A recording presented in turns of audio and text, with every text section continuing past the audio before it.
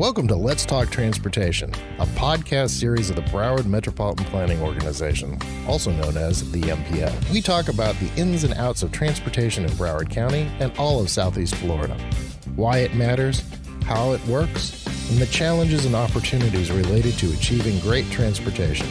I'm your host, Greg Stewart, Executive Director of the MPO, and I'm joined by Levoyd Williams, former Commissioner of Lauderdale Lakes. And Beverly Williams, former Commissioner of the City of Lauderdale Lakes. I want to welcome you both. It's so great having you on. This is part of us creating an oral history about Broward County and where Broward has gone over the years.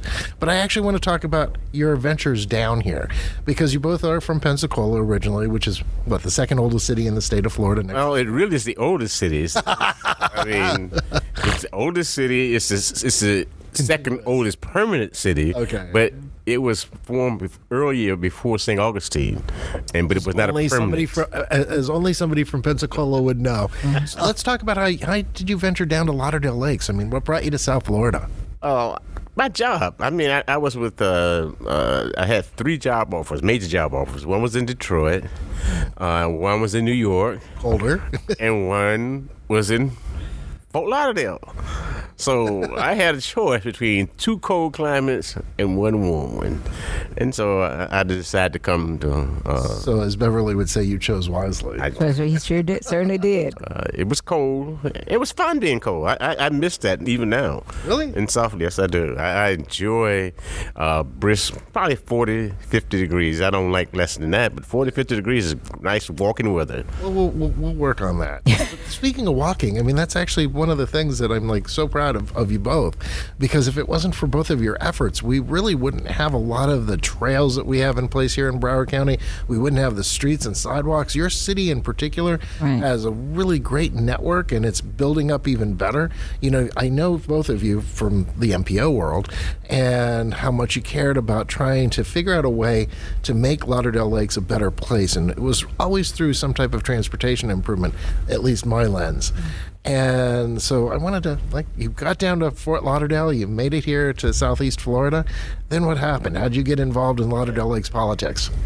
I really don't really know. I mean, to be honest with you, I always involved in politics, but never thought about running for office or anything. But people came to me, and they said we had a need, and they came. And at first, I turned them down, and then first I turned them down plenty of times because I did not want to be involved in that. Most good people don't. Right. And so then they invited me, and I won. Yeah. So I stayed there. Were you surprised? No, because when I go in for something, I want to win. And so I was working hard. And I didn't have any money, believe it or not. The first time I ran for office, I think I raised $2,000, maybe $3,000. Wow. And that's really grassroots politics. Walked, printed all my materials, walked the whole city.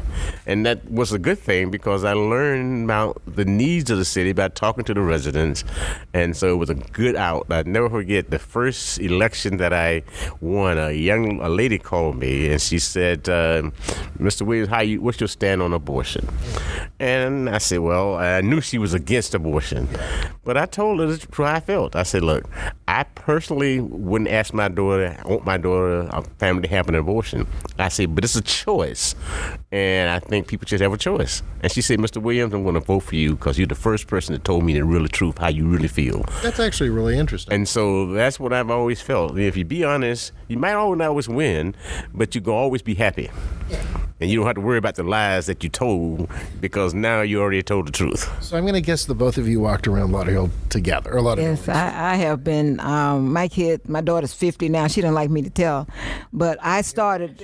You again? Yeah. I started Park and Rec, working with the city. Okay. From that, it evolved to me becoming chair of our Lauderdale Lakes Community Council, which involved me becoming a COP, Citizens on Patrol. So things that I saw in my city that I need to participate in. And to think that I was actually going to run for a commissioner was totally out of order. Okay, and then when I finally made that decision, and one of my girlfriends told me, you have lost your mind. Because some things that had happened, that wasn't very positive. And I say, we can be better than that. We don't have to go in the gutter. So the being better than that, and I think again, I was going to go back to your tenacity, both of you. You know, you were walking around the city, you were actually seeing things from the street level, and that's so important for people. And did that influence you at all in like wanting to get involved in transportation, or what was your tie back to wanting to even kind of sit on the MPO? My first experience was the 441 collaborative, and I got involved with that and understood. Well, I always understood the transportation, because I understood that transportation makes civilization. Civilization expanded because of all the important inventions that came about transportation. And so once I got involved in that, I saw the good and things that it could do. I got invited. I was on the Broward, not planning council. Okay, the Broward. And they recommended me. I sat there and talked about it, and I said, you know what, this is something I need to be involved in, because it's involved the city. And I said, well, look, we got to. And at the time, we didn't have a vote. Mm-hmm. And so, exactly, you didn't. We didn't, and I came and I sat down for a while, and I don't really remember the exact process how we got the vote, but I know it was a little conniving, because at the time the mayor of Lauderdale wanted to have all the votes, and I said, look, you don't think the way I think about what's going on in there. And so we petitioned, and you guys thought through good judgment or whatever to allow Lauderdale Lakes to have a seat at the table, so that we could vote on some of these projects that particularly affected us. And so I've been appreciative of that, and I understand that no matter what you do, if you're not involved in transportation, and then you're going to be left out the door. And another thing that's been, not trying to take this to a thing, but in most time minority communities don't get the things that they need, and a lot of times they don't get that simply because that they're not sitting at the table. If you're not at the table, yes, that is so true. If you're not, you can't participate. Can't participate. Yeah, and then you're not going to be able to get any. And you really, when you're talking about, in U.S. DOT language, it's actually called environmental justice. I don't know why. Yeah. You're right. It is actually minority communities, and it's been, the reason MPOs exist is because the U.S. Department of Roadways, before U.S. Transportation, they used to come in and they wanted, through Eisenhower, to build the highway system. Great idea, right? Move military troops and goods around. But they found the least expensive property, which usually ran through minority neighborhoods, ripped the living heck out of them. I mean, that's what interested me in getting this job. Yeah. Because, when I was growing up here, I got to see what happened in Overtown. I got to see what happened even here in Fort Lauderdale. Right. Because there's actually a cemetery, and I think you guys know. That's right. Yeah. Oh, yeah. And that they didn't even move the bodies; they just moved the headstones. Yes. There's still people under that asphalt. I think of that every time I pass that area. I mean, it's like I when we moved here, I-95, you could say, started or ended at Davie Boulevard. Okay. In Davie and in Pompano. And then between Pompano and Davie Boulevard, that was a big piece out. And then if you wanted to go to Miami, you had to get down on 441 or either on Federal Highway or Dixie. Yep. And go all the way down till you got to 95 again, and then got back on it. Was that in Hollywood, I think? Yes. Yeah. Mm-hmm. I remember that. I remember that as a kid. Yeah. None of it ever made any sense. Didn't make sense. It makes sense to me, It's just like you would think you would start, but they built in segments. But the fact that they, destroyed multiple neighborhoods, I got to see as a child, and this is one of the things that I'm really grateful for both of you, too, is when I got this job, I got to help finish up. They destroyed a neighborhood in Deerfield Beach on Dixie Highway years ago because they said that they were going to put in this connection at Dixie into Boca Raton. And I used to go between those cities. I grew up in that. They did that, and you know that road is there. Done. It's yeah. I mean, that was because I know this is going to sound strange, but when the Obama administration passed, the bill to help fund and get America back to work, that was the very first project I was like, let's just finish this, because he destroyed other people's lives decades earlier. There was a barber shop, there was a hairdresser, there was all of this stuff, small and businesses. tore it all down. I was there. I was working in Boca at the time. Okay. And that's one of the travel. I mean, you could see the whole neighborhood transform just right down Dixie Highway. Yeah.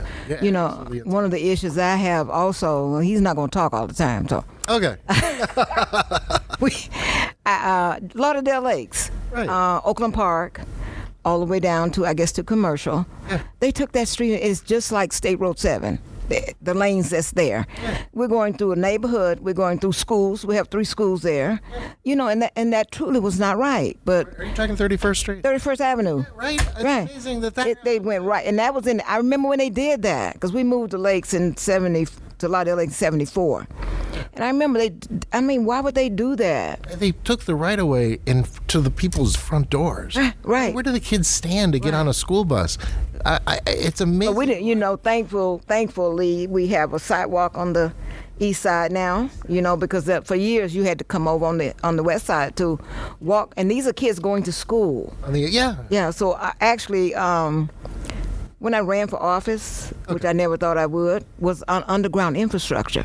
That was one of my major issues, because the streets was I called them a quilt. It was like patchwork, kind of come in, fix this, fix that, and that was one. And talking with my residents, it was my concern. It was also their concern.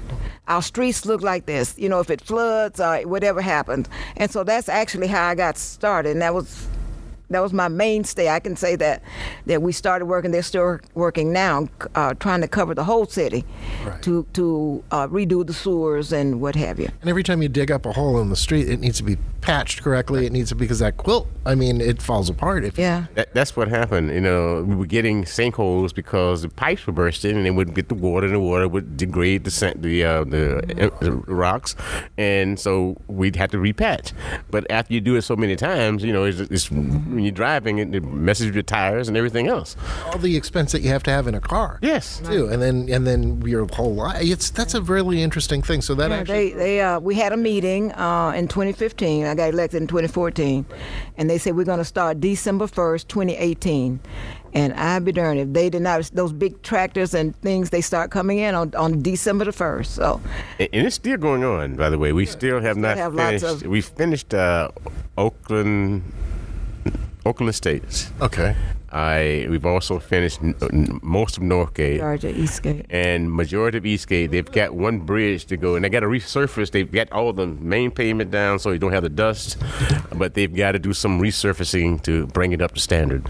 But that's the easy part. The hard part is when you have to dig up and all these other things, and Well, you don't know what you're going to find. right. Right, and that's what happened at the bridge. They found a major some problem. things under there that they weren't expecting, and There's this really fancy technology I've seen where they come and they almost like scan, like you do a body scan under the ground to see what's there.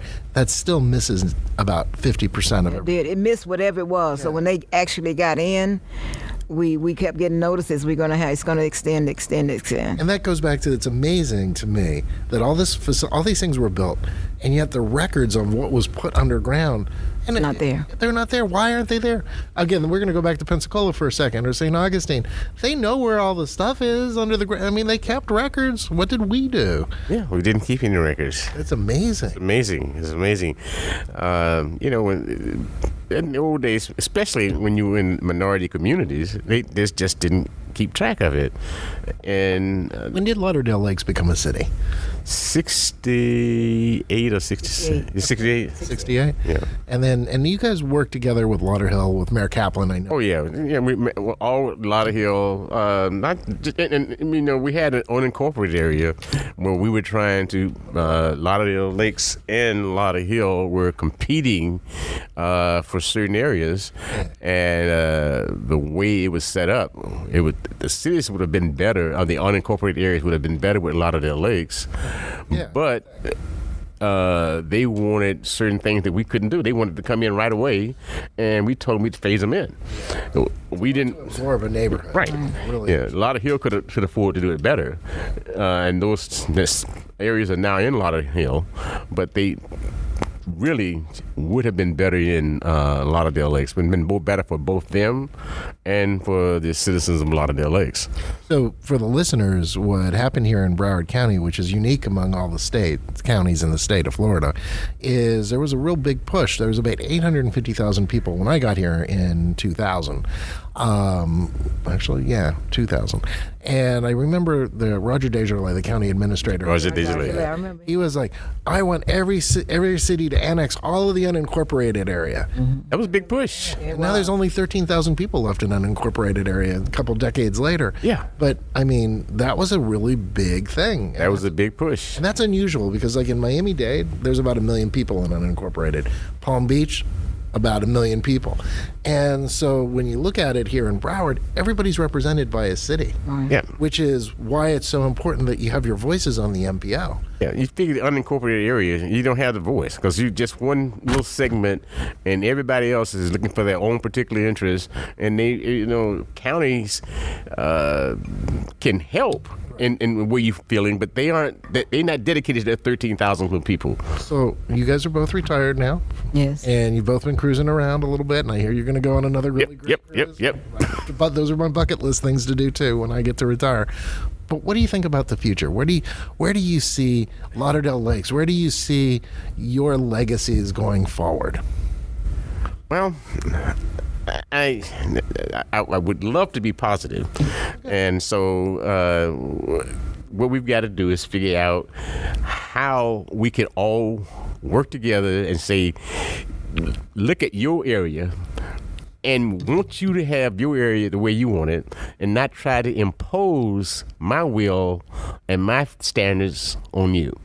I think if we can get to that point and say everybody has a place in transportation, everybody has needs in transportation, but we need to do is walk and work and think good thoughts about each other so that we can do this. If I can get to the point where I don't care if you do well, It does. because guess what? If you do well, it's going to help me do well. Or it's going to help you not come to try to take something from me that you think I have that you don't have. Yeah, because that's a lot of people do think. That's what people think. They think, well, if I do good, then you can't do good. Not realizing that if I do good, we both do good. It's the rising tide lifts All boats. Rising tide lift all boats. Beverly, do you have something you'd want to add? Yeah, This is for that future generation. Right. I would like for our residents to understand that this is their city and that they need to participate in the process. Yeah. Okay? A lot of times, we get elected to do a job, but you're not there to make sure that I'm there doing the job. So that's one of the things that I would like, and that they understand that this is us. And this is what we need to do to be able to move forward and do what needs to take place. This is us. It's us. Word. Yes, sir. And the thing that is, we need, so you said about participation, I'm on a advisory board for Board Anderson. Okay. And I told people I'm 76 years old, and I'm there trying to help the kids, and sometimes the parents weren't there. And I don't know if it's if it's a process that it's easier not to have the parents involved because the teachers can do what they want. Right. Or are they really participating and pushing hard to get parents involved so they can really have an idea of how they want their kids educated? Awesome. Yeah. Awesome. Because that's our future. That's our future. And that's who's going to listen to this podcast in a couple, 20 years from now. They're going to have graduated high school, college, and I want them to, hear your voices. Right. Because Also, the importance of being on boards. It took a lot. I knew what time my homeowners was. I knew MPO was. I had the Broward Planning Council. I knew the League of Cities. I knew all those what times I had to be there, and I enjoyed doing that, and then trying to explain to our residents why it's important that they understand what's going on. Because if we're not here to be on the board, as I told you all, we're a small city. That's when I came on. I remember that. We're a small city, but we expect the same thing that the larger cities are getting. You should. Always.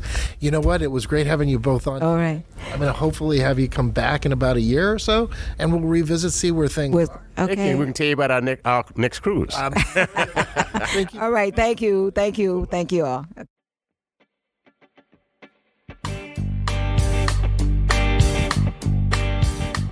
The Let's Talk Transportation podcast is produced by the Broward MPO, where every day we fund and implement projects that move people and goods, create jobs, and strengthen communities. Learn more at browardmpo.org and follow us on Facebook, Twitter, Instagram, and LinkedIn at Speak Up Broward. If there is a transportation topic you'd like to know more about, let us know by sending an email to info@browardmpo.org